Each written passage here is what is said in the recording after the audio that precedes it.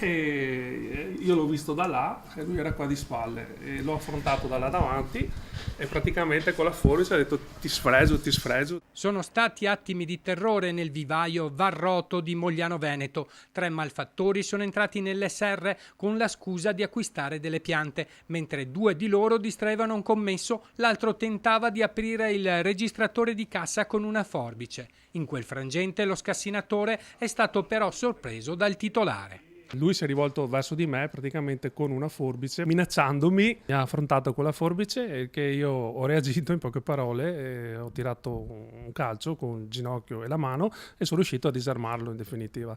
Lui è scappato uscendo dall'altra porta dell'ufficio dove c'era un altro complice che lo attendeva e in 2 mi hanno affrontato dall'altra parte della strada scaraventandomi per terra e poi gli ho corso dietro, insomma sono scappati via a piedi lasciando la loro vettura fuori strada.